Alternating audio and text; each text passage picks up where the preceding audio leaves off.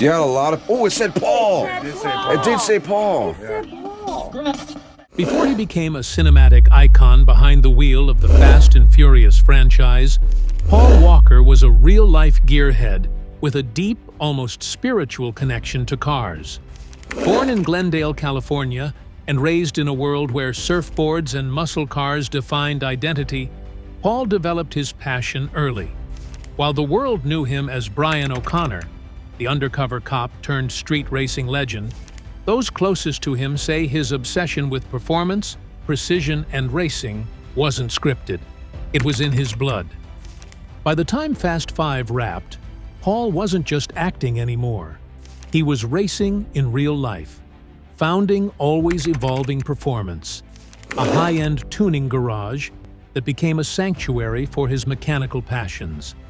Unlike many celebrities who flaunted exotics for attention, Paul's garage was filled with oddball imports, vintage rally cars, high-spec BMWs, and rare JDM legends. His love wasn't about flash, it was about feel. He'd choose a well-balanced E30 over a $1 million hypercar, one mechanic once said. But hidden among the polished builds and track-ready beasts was a vehicle almost no one saw.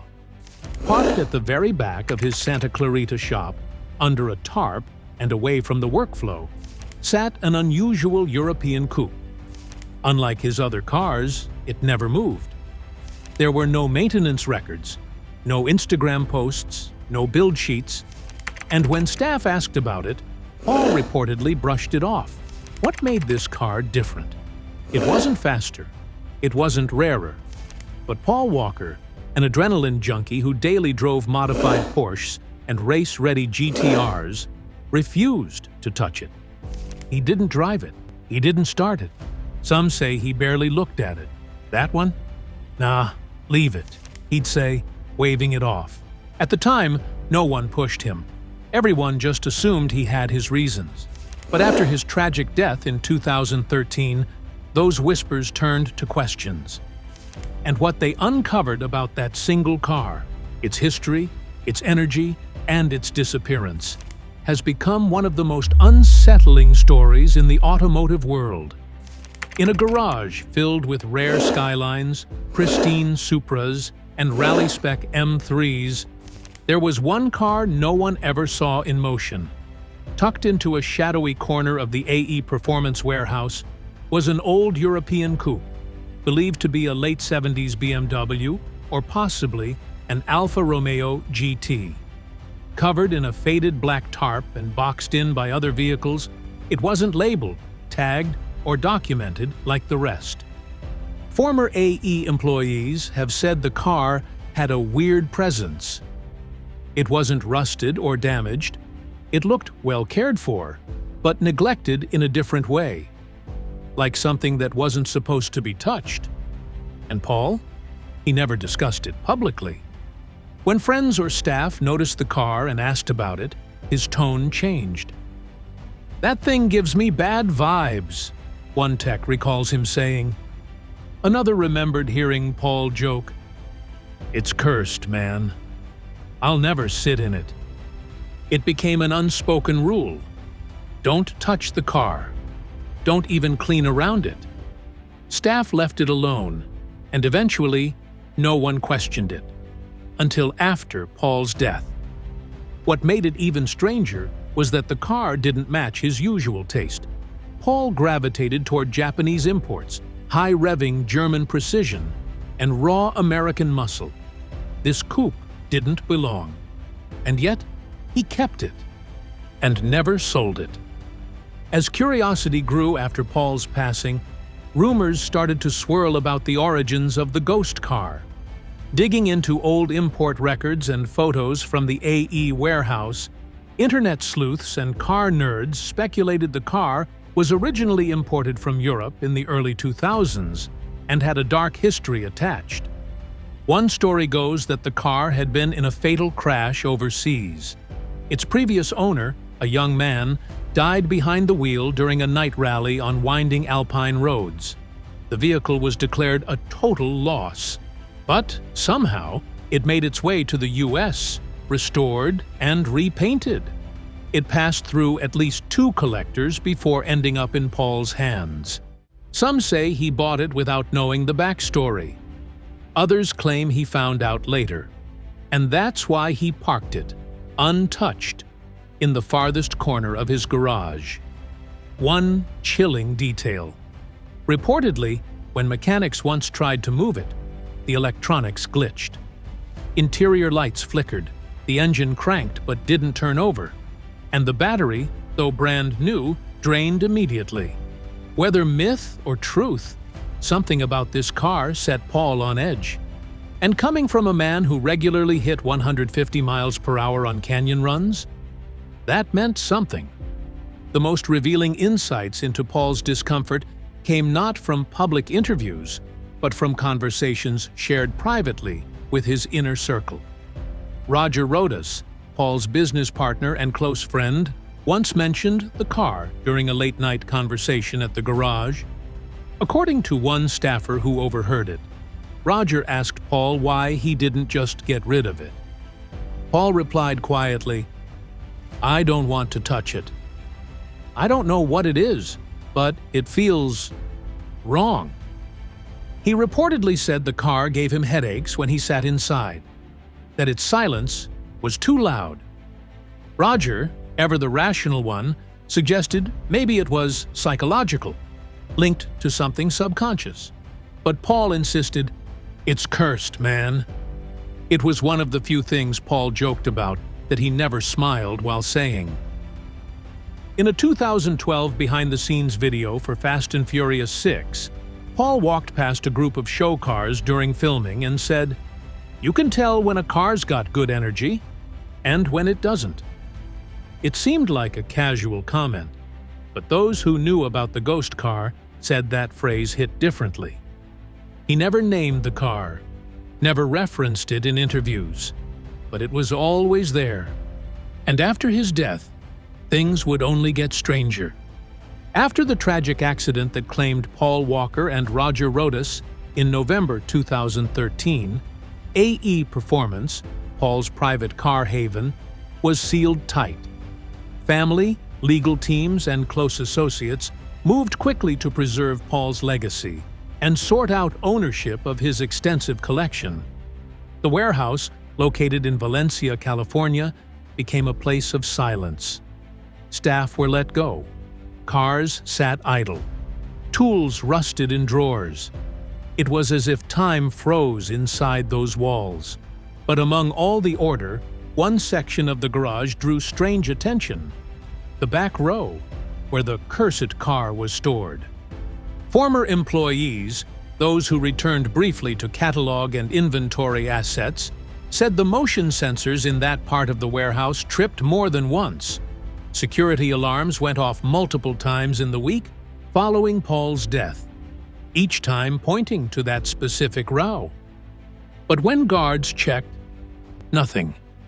No broken locks, no signs of forced entry. The other vehicles were untouched. Only the tarp on the car had shifted, slightly, as if disturbed. Even more unsettling, one camera feed glitched repeatedly, only the one facing that vehicle. Techs blamed bad wiring. Others weren't so sure. Some say it was grief playing tricks on tired minds, but in a garage once alive with horsepower, it was the quiet that made people uneasy. By early 2014, the legal process began for auctioning off Paul Walker's private collection. The star's extensive and valuable assortment of over 30 cars was set to go up for sale. Nissan Skylines, Porsches, Mustangs, each meticulously catalogued, photographed, and secured. But one car never appeared in the lineup. The strange European coupe, the one Paul wouldn't drive, was nowhere in the auction lists. In fact, according to internal AE documentation, its file was marked removed. No explanation, no transfer details. Just one line added posthumously, pulled before valuation. Rumors flew fast. Some speculated the Walker family didn't want it near the public auction. Others claimed it was taken before legal teams arrived. An anonymous employee later suggested the car was given to someone Paul trusted, but no records confirm that. What's certain, the car vanished. It was not part of the public estate. VIN searches returned nothing. DMV records were sealed or erased. In a private forum for exotic car collectors, one post, quickly deleted, claimed the car was seen at an underground auction in Tokyo. Another source claimed it was found months later in the California desert. Battery dead, windshield cracked, no signs of who left it. No photos, no plates. Just more questions. After the disappearance, online chatter began bubbling up. Conspiracy theories, sightings, ghost stories. Most dismissed them. Grief and internet myth-making. But a few stood out. A former Hollywood stuntman swore he saw the car at a warehouse party in Berlin, wrapped in black film, surrounded by high rollers who refused to speak English. He described it perfectly, down to a scratch on the rear bumper that few would have known existed. A warehouse employee in Nevada claimed to have seen it delivered to a private collector's hangar by unmarked trailer, only to vanish the next day. But the most disturbing report came from a collector in Arizona who said he bought a mystery car from a third-party broker. He never made the connection until later, but swore the electronics would fail every time he tried to start it. The lights flickered. One time the horn blared without warning, and then the car locked itself with the keys inside. When he looked into the car's background, the VIN didn't match any official database, and when he reached out to the seller, the number was disconnected. He returned the car to the broker the next day and never heard from them again. Was it just a cursed car story? Or was there something real in the metal? Something that even Paul Walker had felt and feared? By now, the story of the haunted car was growing into something bigger, something stranger. Automotive historians drew comparisons to James Dean's ill-fated Porsche 550 Spider, nicknamed Little Bastard, a car that not only took his life, but seemed to bring tragedy to anyone who touched it. Tires exploded without reason. A garage fire mysteriously spared everything except that car. Even the mechanic who towed it allegedly died in a freak accident involving the very truck carrying it. Could Paul Walker's mystery coupe be in that same cursed category? Paranormal experts weighed in. One theory: objects can absorb trauma. That emotions, especially those from violent deaths, can imprint themselves onto a thing, especially if it's metallic, frequently touched, and emotionally charged. Mechanics who briefly worked near Paul's unknown coupe said it gave off a weird energy. Some avoided it altogether. One reportedly refused to even sit inside. Paul himself had joked once in passing, "That car just feels off. Like it remembers something it shouldn't." That's what makes the whispers more unsettling. That he felt it, long before the rest of us did. Is it possible that trauma, fear, and fate collided inside a forgotten car? And if so, does that energy stay with it long after the driver is gone? The Walker family has always handled Paul's legacy with care, dignity, and quiet strength. They've honored his love for cars and charity through the Reach Out Worldwide Foundation and helped preserve his memory without tabloid fanfare. But one story about a single car Paul feared has never been addressed. In a 2015 off-the-record conversation with a high-end collector close to the Walker estate, a chilling quote emerged. There was one car they didn't want near Meadow. That's Paul's daughter, who inherited much of his estate, including rights to his vehicles and memorabilia. Why the exclusion? Why the secrecy? Insiders claim the car was a non-negotiable. It was quietly removed from inventory before the auction. Legal paperwork wasn't filed. No statement was made. Some say it was done to honor Paul's wishes. Others believe it was out of fear of what the car might still carry, emotionally or otherwise. Attempts to clarify with Paul's former business partners were met with vague responses. One simply said, "Some stories aren't ours to tell." In the world of celebrity cars, most vehicles are flaunted. This one? It was buried. In the end, what are we left with?